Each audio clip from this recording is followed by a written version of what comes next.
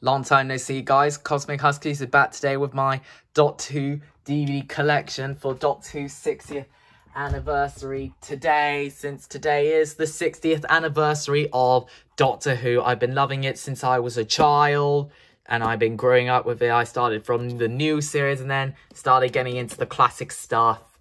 Well, only the ones that I picked the best, and now it's on iPlayer restored, and I've had some of the action figures, some of the books, and I rewatched some of them, and these are my opinions. So here is my entire Doctor Who DVD collection all the way till the very end. So these are the only ones I had. So one of these I've had before was the Space Museum and the Chase, and I might get others for Christmas, like Beneath the Surface, maybe Deadly Assassin, Ark in Space, maybe Space Museum and the Chase again, because I remember watching it as a child, and I might get a game, maybe.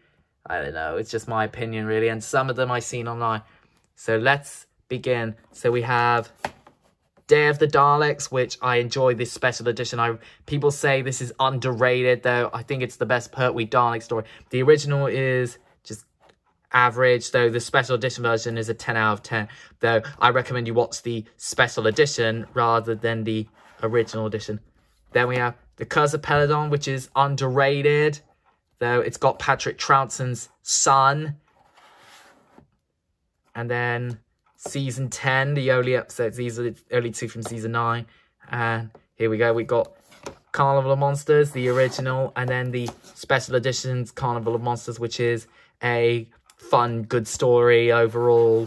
And then my first classic DVDs from Christmas that Dad got me from Flop before it closed down, the Dalek War. So we have Frontier in Space, which is loved by many fans, and the last appearance of Roger Delgado's Master Paul. He was killed in a car accident.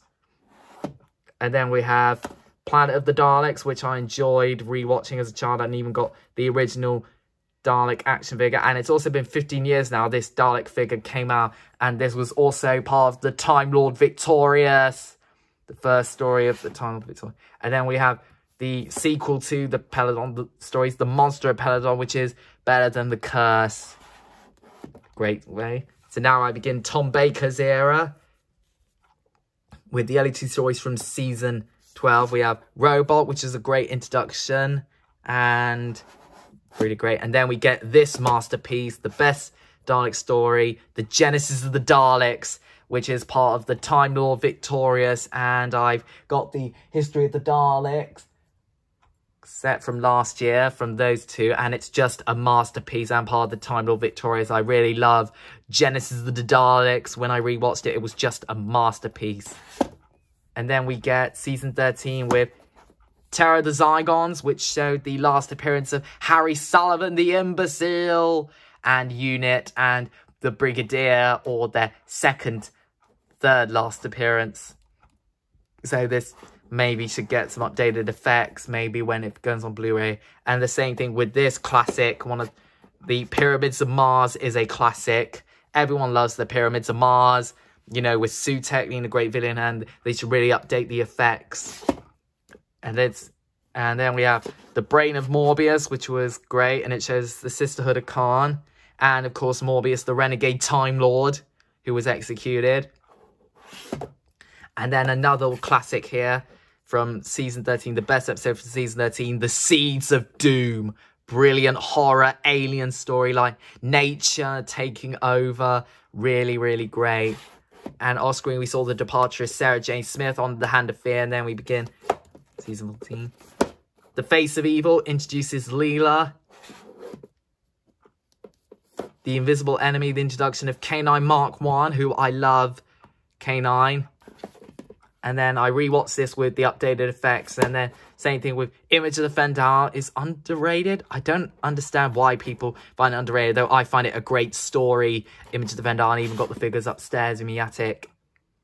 So now I begin Season 16, the Key to Time season, which I rewatched. And I think this season's a bit underrated. So now we start things off with the Ribos Operation, which I give an 8 out of 10.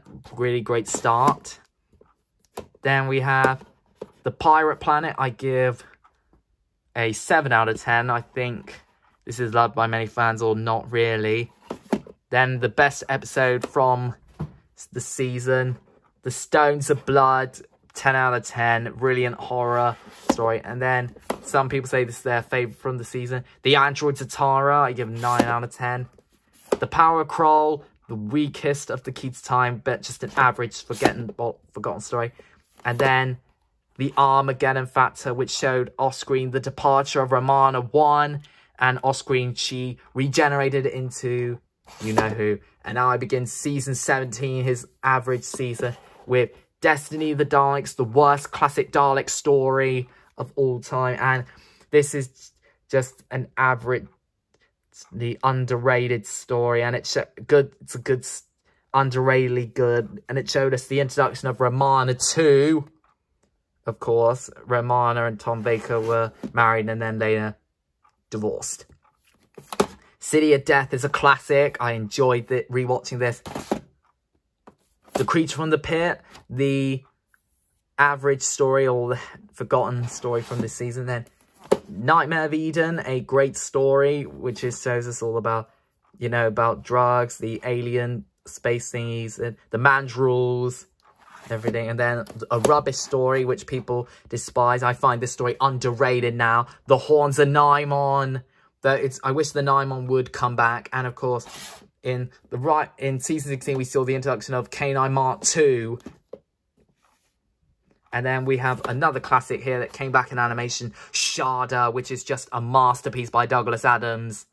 This should have been Tom Baker's final story, though the producers wanted more from him. And now we begin his final season. So the good news is I don't have The Leisure Hive. It's crap. It's rubbish. Never watch The Leisure Hive. It's a rubbish story.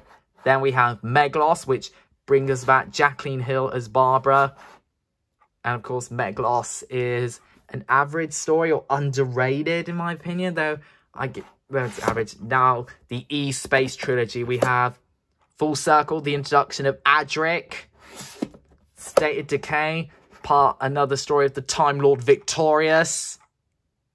And of course, it tells us about the legend of the great vampires that the Time Lords faced years ago.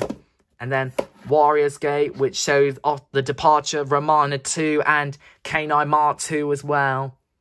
And now I begin Peter Davison's era with The Visitation, 8.5 out of 10. I might give this a rewatch, maybe. And then we have The Five Doctors, though clips from Shada are taken from this, though some people have got this guy playing the Hartnell Doctor and the Dalek on the Death Zone as well.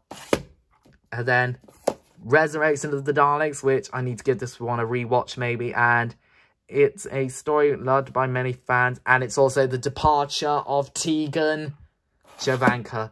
And I gave this a rewatch months ago, or a year ago. The Revelation of the Daleks with updated special effects, the best Colin Baker story. It's a good story, in my opinion. It's loved by many fans. And of course, we got the Necros Dalek from B&M. Though it's a shame we didn't get the Glass Stengos Dalek. It's really should get one. We should really get one. And then we have Remembrance of the Daleks, original, and the special edition. This story is a classic, jam-packed Civil War Dalek story. I love the Remembrance of the Daleks. Even I got the B&M Supreme Dalek and the Renegade Dalek, though I hope we get the Imperial Dalek again, though in the right colour, skull, and the Special Weapons Dalek I still got, and the original release of them. And then before we end off the classic, we have K9 and Company. Now I begin the new series of Doctor Who, which is all on iPlayer. So we begin the complete first series with stories like...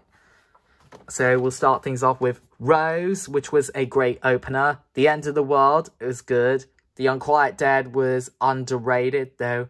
And then we have Aliens in London, was good. And World War 3 was good. And then Dalek is a 10 out of 10. Then The Long Game is the weakest, the worst of the episodes of Series 1, which, of course, Series 1 is kicked off the series back with a bang. And then, of course, just forgotten, really. And, of course, Dalek introduced Adam Mitchell, and then he departed off screen, and there's a comic about what happened. And then we had a Father's Day, which was great, showing the whole time and events. And then we have the overrated two-part by Stephen Moffat, The Empty Child and The Doctor Dances. Was great. And then we had like Boomtown, underrated. Then the finale, Bad Wolf and Pioneer of the Waste, is a 10. And now we begin the David Tennant era, everyone's favourite Doctor. So we begin Series 2, which is believed to be the weakest of the Russell T Davies era. So the Christmas Invasion was good, and New Earth was just 4 out of 10. It's just rubbish and forgotten about. Then we get Series 2, Volume 2 with Tooth and Claw, School Reunion, and The Girl in the Fireplace. I love this volume. This volume is great because I like the werewolf. It's a good story. And, of course, the return of Sarah Jane Smith and K9 Mark III as well, played by the brilliant Sarah Elizabeth Sladen, and, of course, Billie Piper as well, which many fans believe. And The Girl in the Fireplace is just great. Then I got this volume for Christmas, the Rise of the Cybermen, The Age of Steel, and The Idiot's Lantern, which brings us back the Cybermen. They look very robotic. And, of course, this was great that this actually brought back the Cybermen since Silver Nemesis, and The Idiot's Lantern is just underrated. Then we have The Impossible Planet, The Satan Pit, and Love and Monsters. This two-part is probably the second best, or the best two-part from the series. And Love and Monsters is, I find it underrated, and I understand it's loved and hated by many fans. And then Volume 5 of Series 2, we have Fear Her, Army of Ghosts, and Doomsday. Fear Her, 3 out of 10, just forgotten about. Though Army of Ghosts is great, and Doomsday is just a 10 out of 10. I love and it's also the introduction of the Cult of Skaro. So then we begin, and of course the departure of Rose, and we begin Series 3 now, which is a good series, or great series. Then we have The Runaway Bride, which is part of the Time Lord Victorious. And, of course, the introduction of Donna Noble gives them the idea of where they will go in the future. And then we get Series 3, Volume 1 with Smith and Jones was good. Shakespeare Code was great. And Gridlock, which is loved by many fans, though I find it a bit underrated. And then we have Series 3, Volume 2 with Daleks in Manhattan, Evolution of the Daleks, The Lazarus Experiment, and 42. Just the Dalek two-part is underrated, though the second half is more focused. Then The Lazarus Experiment is just the weakest, and 42, Chibnall's average story. Then we begin the brilliant 3 episodes in Series 3, Human Nature, The Family of Blood, and Blink. All brilliant 10 out of 10 episodes. Then we begin the 3-part finale with Utopia, The Sound of Drums, and Last of the Time Lords, which also brings us back the Master. And then we begin Series 4, the best in the Russell T Davies era. So we have Voyage of the Damned, which is a Christmas special. Then Series 4, Volume 1, Partners in Crime, The Fires of Pompeii and Planet of the Ood. Fun episodes. Then The Sontaran Stratagem, The Poison Sky was great. Doctor's Daughter being the weakest, and The Unicorn and the Wasp is underrated, though I find it a fun story. Then we begin these 3 overrated episodes, Silence in the Library, Forest of the Dead, and Midnight. All great. And then my favourite volume, Turn Left, The Stolen Earth, and Journey's End. A brilliant two-part finale, and Turn Left being a masterpiece. So, and this also crosses over with the spin-offs as well, like Doctor Who, Torchwood, and the Sarah Jane Adventures, which Torchwood crossover was Series 2, while the Sarah Jane Adventures was Series 1, just after the events of Series 1.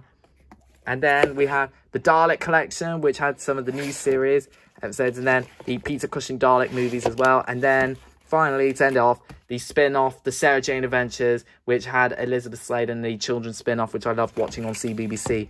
And that is it. That is my Doctor Who DVD collection. So I hope you enjoyed this video. Don't forget to subscribe to the channel, like, comment, and turn on that bell. And also do the same thing with my other channel, Huskies Gaming 2000, because now I have a gaming channel. So I will do more on my Cosmic Huskies channel, and the same thing with my gaming channel. So I suggest you search it, because this is not a joke. I've been doing loads of videos right now, 269 videos on my gaming channel, which I really think you should check out. So I hope you enjoyed this video, and see you next time for more videos. Bye for now.